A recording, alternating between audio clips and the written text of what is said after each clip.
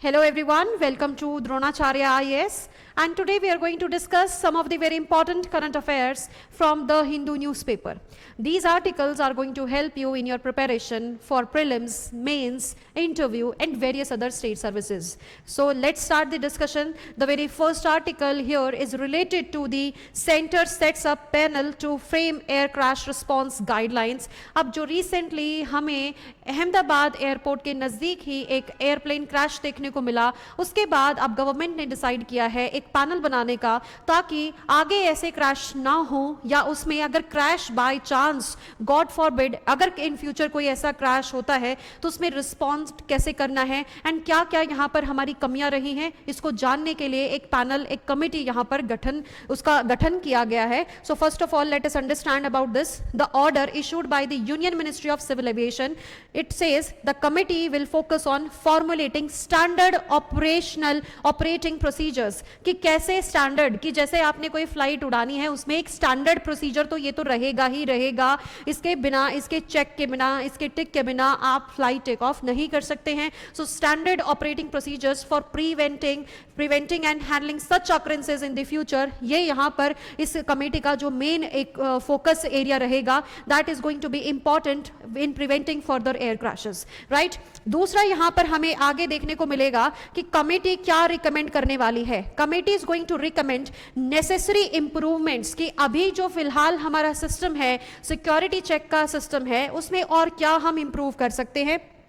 Formulate suitable SOPs, जो अभी हम डिस्कस करके आए हैं, to prevent such incidents in the future, including best international practices. We can always learn from the best, we can always learn from the other countries जहां पर ऐसे crashes को avoid किया जाता है. The committee will also suggest policy changes.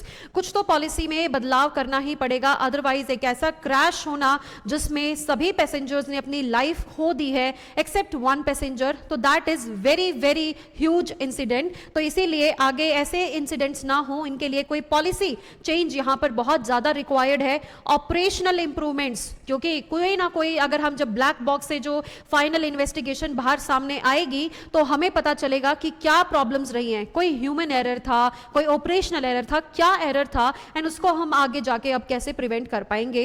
That first part is here.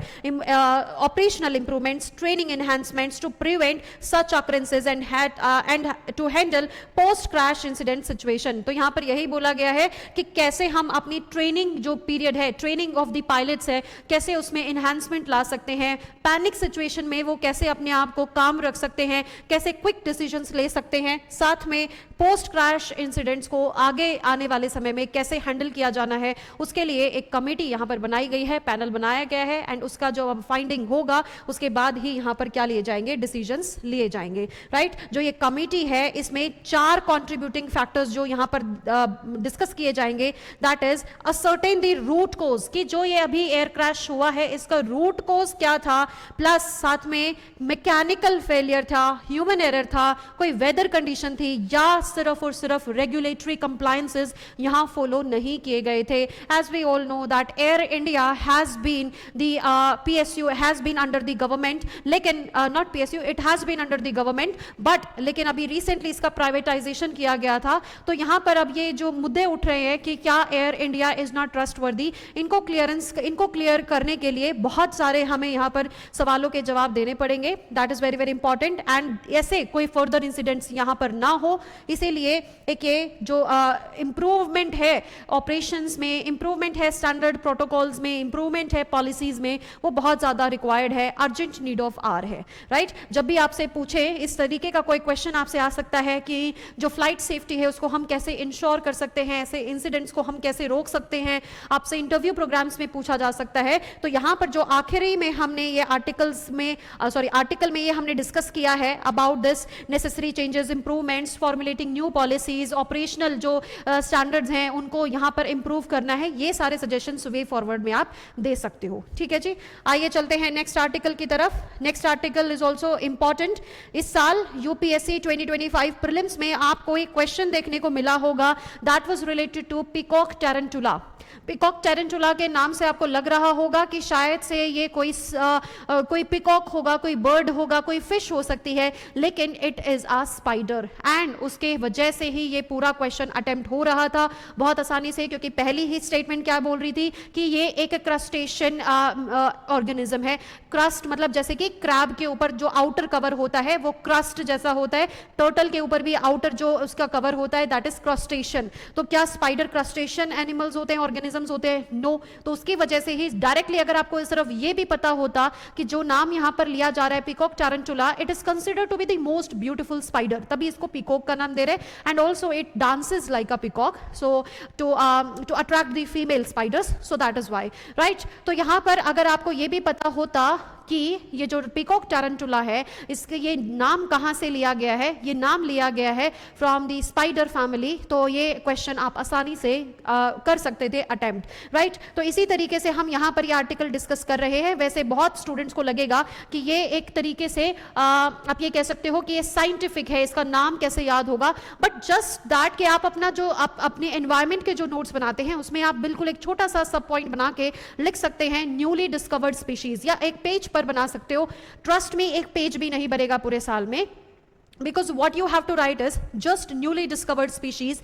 अगर कोई butterfly है तो बटरफ्लाई के नाम के नीचे लिख दो, अगर कोई फिश है तो फिश के नाम में लिख दो, स्पाइडर है, स्नेक्स है, रेप्टाइल्स है, कुछ भी है, क्योंकि यूपीएससी ऐसे क्वेश्चंस रेगुलरली पूछता है। ये ध्यान रखना है आपको, क्योंकि जो फॉरेस्ट सर्विसेज का एग्जाम है, प्रीलिम्स है, वो आपके साथ ही होता है। So that is why such questions can also come in future also. So that is why you have to memorise these names also, you have to be acknowledged with this kind of fact, क्योंकि इसके अलावा अगर question इतने आसान question आ रहे हैं and just on the basis of fact, तो वो आप मिस नहीं कर सकते हैं। एनालिटिकल क्वेश्चन हो सकता है गलत हो जाए, आपने एनालिसिस नहीं किया उस समय पे या टॉपिक कवर नहीं किया, लेकिन ये तो डायरेक्ट क्वेश्चंस होते हैं कि आपको ये बस ये पता होना चाहिए नाम किसका है, और अगर स्पाइडर है तो आपको बहुत बखूबी पता होता कि वो क्रस्टेशियन फैमिली से नहीं बिलोंग करते।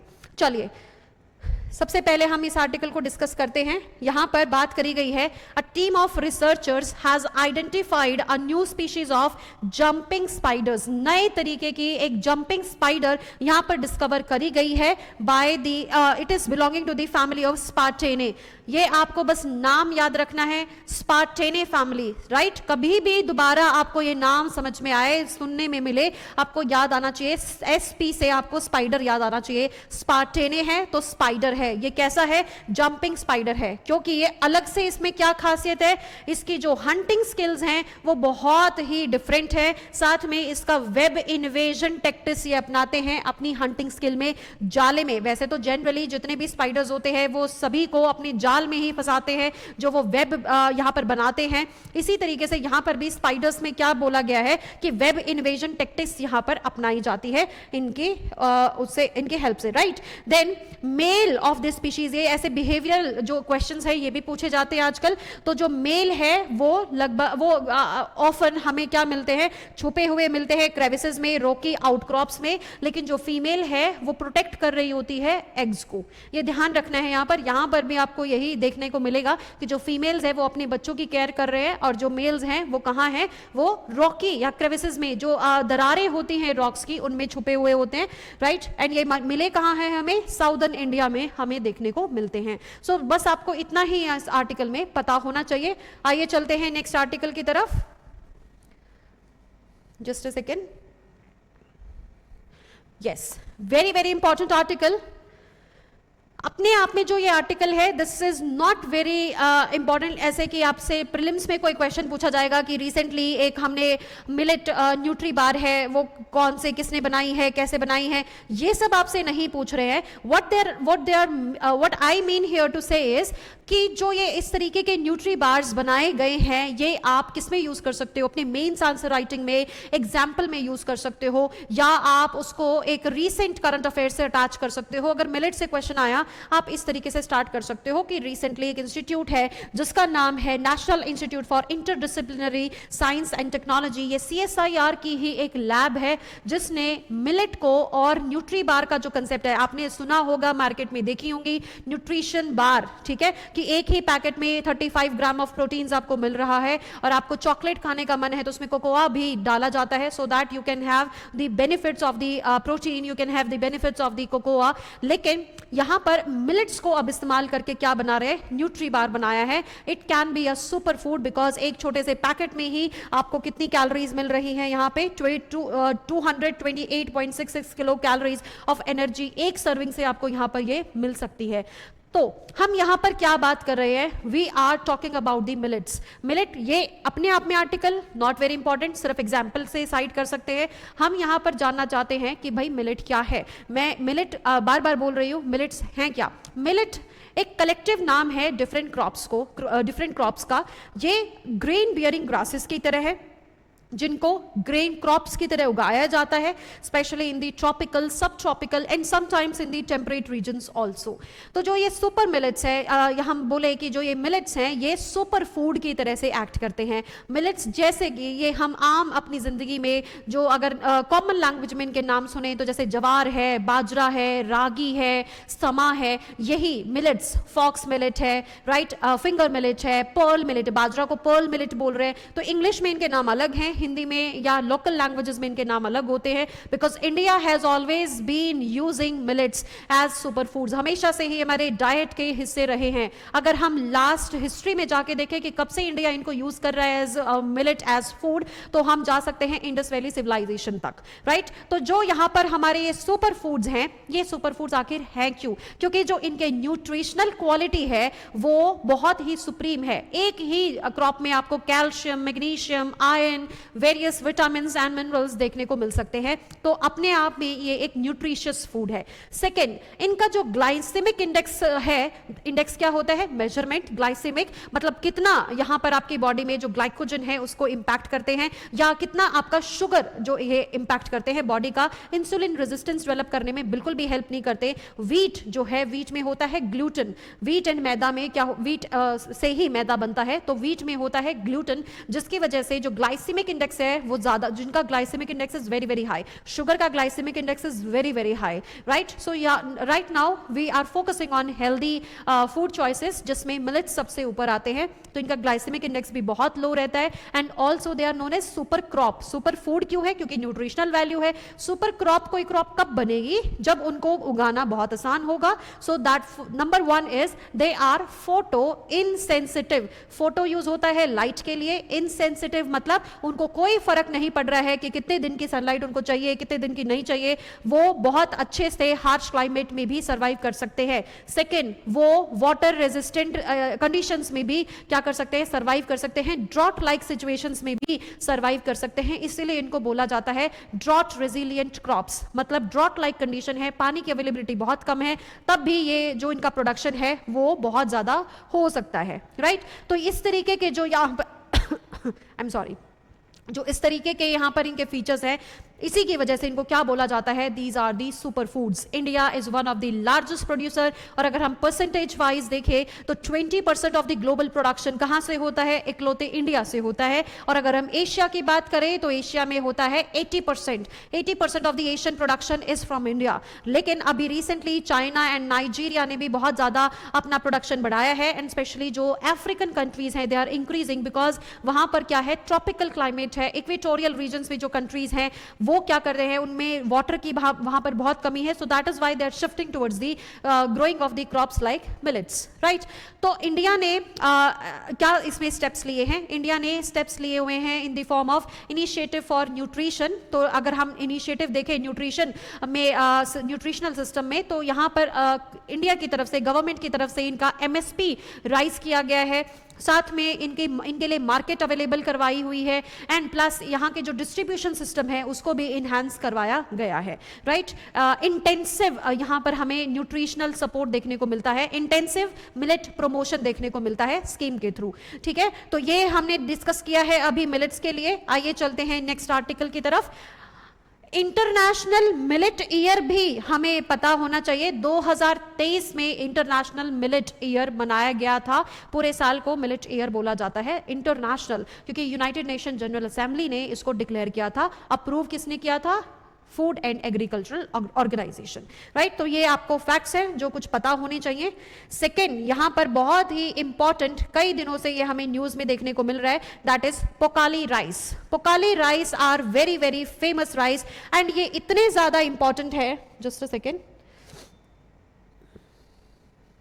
यस, पोकाली फील्ड्स यहां पर आपको देखने को मिल रहे हैं, ये कल्टीवेशन यहां हो रहा है पोकाली फील्ड्स, राइट। तो पोकाली फील्ड्स या पोकाली राइस क्या है, एक वैरायटी है राइस की ऑब्वियसली, राइट। ये जो पोकाली राइस वैरायटी है इसकी कुछ खासियत है, ये सॉल्ट टॉलरेंट है, राइट। ये सलाइन वाटर्स में भी बहुत अच्छे से प्रोडक्शन देते हैं एंड आज भी ये इसकी जो जेनेटिक वेरिएशन है वो फिलीपींस के जो राइस इंस्टीट्यूट्स हैं वो स्टडी कर रहे हैं कि ऐसा कैसे हो सकता है कि इतना अच्छा, इतना इसका टेस्ट भी बहुत ही डिफरेंट होता है, इसके टेस्ट के लिए भी ये जाना जाता है, सॉल्ट टॉलरेंट स्पीशीज बोला जाता है। एंड जो यहां पर फील्ड्स है पोकाली फील्ड्स, वो जो सी लेवल होता है उससे भी नीचे लेवल पर होते हैं, तो बिलो सी लेवल भी अगर वाटर लॉक्ड कंडीशन में सलाइन वाटर में कोई फसल उग रही है तो obviously you must be knowing that कि इसको, ये एक इस एरिया की खासियत है and that is why Pokkali rice की जो वेराइटीज हैं इनको जीआई टैग भी दिया जा चुका है, 2007 में ये टैग इनको मिल चुका है। तो ये आपके लिए इंपॉर्टेंट है, ऐसा नहीं होगा कि करंट अफेयर से क्वेश्चन आ गया, बहुत पहले से लोगों को पता है पोकाली राइस फील्ड्स के बारे में, राइस के बारे में, केरला में स्पेशली इसको जीआई टैग मिला है। तो क्वेश्चन कभी भी आ सकता है, कोई न्यू वैरायटी आए तो उसमें आ जाएगा पोकाली जो वैरायटी है, पोकाली क्रॉप है, ये कौन सी किसकी क्रॉप है, राइस की है, मेज की है, मिलेट की है, किसकी है, तो आपको पता होना चाहिए ये एक राइस वैरायटी है जो स्पेशली अगर हम जीआई टैग की बात करें तो केरला में उगाई जाती है। इसके साथ साथ इसी फील्ड में इसके साथ साथ ही प्रॉन कल्टीवेशन भी करी जाती है। सो यहां पर फिशिंग, एक्वाकल्चर भी परफॉर्म होता है एंड एग्रीकल्चर भी परफॉर्म होता है, राइट। चलते हैं नेक्स्ट आर्टिकल की तरफ। Okay. This article is very very important from the perspective of science and technology and especially for prelims के हिसाब से बहुत इंपॉर्टेंट है। क्यों इंपॉर्टेंट है आइए देखते हैं। यहाँ पर बात करी गई है सिल्वर की, तो यू गाइज नो कि यूपीएससी आजकल मेटल्स के लिए या केमिकल्स के लिए या किसी भी प्रोडक्ट के लिए पूछता है किस टाइप के क्वेश्चन कि एप्लीकेशंस कहाँ पर हैं इनकी या इसमें ये यूज होता है। इस बार आपसे प्लास्टिक के बारे में पूछ लिया गया था कि सिगरेट बड्स में होता है या नहीं होता है, टायर्स में होता है नहीं होता, आई ग्लासेस में होता है नहीं होता, इस तरीके से क्वेश्चन पूछता है एप्लीकेशन बेस्ड। तो यहां पर आर्टिकल है अबाउट दी सिल्वर। तो सिल्वर के इस आर्टिकल में बहुत सारी चीजें आपको बताई हुई हैं कि कहां कहां सिल्वर इस्तेमाल हो सकता है। सिल्वर गोल्ड से अगला सबसे प्रेशियस मेटल माना जाता है एंड सिल्वर की जो एप्लीकेशन है वो आपको डिफरेंट जगह पर देखने को मिलेंगी, but when it comes to industry and energy, वैसे ऑब्वियसली ये ज्वेलरी में तो यूज होता ही है, लेकिन it comes to industry and energy production silver beats the gold flat, मतलब गोल्ड इतना इस्तेमाल नहीं होता जितना सिल्वर इस्तेमाल हो रहा है। तो यहां पर जब सबसे पहला एग्जांपल देखने को मिल रहा है that is just a second, that is rooftop solar panels, very very important, directly question पूछा जा सकता है कि क्या सिल्वर रूफटॉप सोलर पैनल्स में यूज होता है। बिल्कुल यस यूज होता है, यहां पर लिखा हुआ है। साथ में ये जो clean and green energy electricity production में इसके थ्रू से क्या करेगा, हेल्प करेगा। इसके बाद एक और इसकी एप्लीकेशन है, ये मोबाइल फोन्स की प्रोडक्शन में भी इसका इस्तेमाल होता है। That mobile phones used by about 1.4 billion people across India use silver for electricity conduction. Electricity जो इसमें यूज होती है उसमें क्या यूज कर रहे हैं, ये सिल्वर का इस्तेमाल कर रहे हैं। Each mobile phone uses 100 to 200 milligram of silver. Likewise typical laptop also, laptop में मतलब आपको ये पता होना चाहिए इलेक्ट्रिकल एंड इलेक्ट्रॉनिक दोनों इंडस्ट्रीज में सिल्वर का भरपूर इस्तेमाल होता है, ये हमें ध्यान रखना है। अगर यहां पर ये बोल रहे हैं कि इतना ज्यादा सिल्वर यूज हो रहा है, साथ में यस अगर आपसे कोई पूछे कि इलेक्ट्रिक कार्स में यूज होता है, यस यू कैन से कि इलेक्ट्रिक कार्स में भी ये यूज होगा। साथ में यहां पर आपको एक आइडिया दिया हुआ है कि बिकॉज 2035 तक अगर आप देखें लगभग सारी कारें क्या होंगी, सारी कार्स क्या होंगी, सारी कार्स इलेक्ट्रिक होंगी। सो that is why it is expected कि इस साल के एंड में जो प्राइसेस हैं सिल्वर के वो लगभग 170% से बढ़ने वाले हैं, क्योंकि इलेक्ट्रिक कार्स में electronic industry is going to rise a lot and उसमें सिल्वर का जो नाम है, सिल्वर की जो इस्तेमाल है एंड उसका जो प्राइस है that is going to increase very very high, right. तो इसीलिए अब सिल्वर देखो जब इलेक्ट्रॉनिक इंडस्ट्री बढ़ने वाली है, राइट, एंड साथ में जो इलेक्ट्रिक कार्स हैं उसमें यूज होने वाला है। तो ऑब्वियसली जो सिल्वर है उसकी रिसाइकलिंग भी बहुत इस्तेमाल होने वाली है, बहुत ज़्यादा यूज होने वाली है। तो अब यहाँ पर एक ग्रुप है जो स्टडी कर रहा है कि बहुत efficiently without making this silver poisonous हम कैसे इसको एक्सट्रैक्ट कर सकते हैं, कैसे इसको रिसाइकिल किया जा सकता है। अभी जो फिलहाल केमिकल मेथड्स यूज किए जा रहे हैं उसमें एक प्रॉब्लम आ रही है। यहाँ पर बोल रहे हैं कि the use of the substances from the use, एक सेकेंड, हाँ जी, recovering silver from electronic waste simple नहीं होता है, इट में जनरेट टॉक्सिक सब्सटेंसेस। क्यों टॉक्सिक सब्सटेंस? क्यों? क्योंकि हम जो एक्सट्रैक्शन है, रिसाइकलिंग है, उसमें क्या इस्तेमाल कर रहे हैं? स्ट्रॉन्ग एसिड्स इस्तेमाल कर रहे हैं, साइनाइड जैसे केमिकल्स हम यहाँ पर इस्तेमाल कर रहे हैं। So that is why release of toxic substance देखने को मिल सकते हैं। सो नाउ यहाँ पर क्या बोल रहे हैं कि हम इसमें लाइनोलिक और ओलिक एसिड्स का इस्तेमाल कर सकते हैं, और ये नेचुरली किस में मिलते हैं? ये वेजिटेबल ऑयल्स में मिलते हैं, ऑलिव ऑयल्स में मिलते हैं, नट ऑयल्स में मिलते हैं, सीड्स ऑयल में मिलते हैं। तो that is how we can extract silver efficiently and organically. यहां पर आपको दिया गया है कि जो ऐसे ये एसिड्स हैं जो नेचुरली मिलते हैं सीड्स में, नट्स में, वेजिटेबल ऑयल्स में, जैसे कि ऑलिव ऑयल है, ग्राउंड नट ऑयल है, जो हम डेली यूज में खाने में भी यूज करते हैं, वहां पर हम उनको यूज करके क्या कर सकते हैं? एक्सट्रैक्ट कर सकते हैं, रिसाइकिल कर सकते हैं। तो एप्लीकेशन बेस्ड क्वेश्चन कैसे बनेगा? Can olive oil be used for extraction of the silver from the electronic waste? Yes. क्या groundnut and nut seed oil ये सब यूज हो सकता है सिल्वर की रिसाइकलिंग में from the e waste? Yes, it can be used. ये है आपका application based article and this is how you cover the newspaper. आपको लगता है कि ये पता नहीं कहां से क्वेश्चंस पूछ लिए, जो ये साइंस के टेक्स्ट एंड कॉन्टेक्स्ट के क्वेश्चन जो आर्टिकल्स आते हैं, they are very very deep, they are very very important for you. कभी भी हो सकता है कुछ आर्टिकल्स ऐसे हो सकते हैं साइंस के ही कि वो आपको लगे कि बहुत ज्यादा डीप है, इतना डीप भी आपको जाने की जरूरत नहीं है। बट इस टाइप के जैसे जो इंडस्ट्री को इंपैक्ट करे, जो वेस्ट रिसाइकलिंग को इंपैक्ट कर रहा है, ई वेस्ट को इंपैक्ट कर रहा है, वैसे क्वेश्चंस आपसे एप्लीकेशन बेस में डेफिनेटली पूछे जा सकते हैं, राइट? तो यहां पर आपने देखा है कि कैसे इसको हम यहां पर रिकवर कर सकते हैं, क्या मेथड है, कैसे रिएक्शन हो रही है, केमिकल चेंजेस क्या है। You don't need to understand that because that is not important for you, but what is important for you is the application. कैसे एप्लीकेशन हम देख रहे हैं ऑयल्स की, सैचुरेटेड अनसैचुरेटेड ऑयल्स की in extraction of the silver. The research also found this method applicable to the urban mining also. क्या कह रहे हैं? जहां पर silver retrieval from waste electronic and electronic waste from discarded computer motherboard species become possible. इसकी वजह से जो अर्बन माइनिंग हो रही है, जहां पर ढेर के ढेर टीवी है, लैपटॉप्स है, कुछ भी इलेक्ट्रॉनिक जो वेस्ट है उसका ढेर होता है, वहां से हम इजीली एक्सट्रैक्ट कर सकते हैं। फैटी एसिड्स में therefore become the next generation of media for treating precious multi metal waste substrate. The oils are also going to be very, very precious in the upcoming years if this research is successful. So that's all in today's discussion. Like the video, share the video, subscribe the channel. Thank you and have a nice day.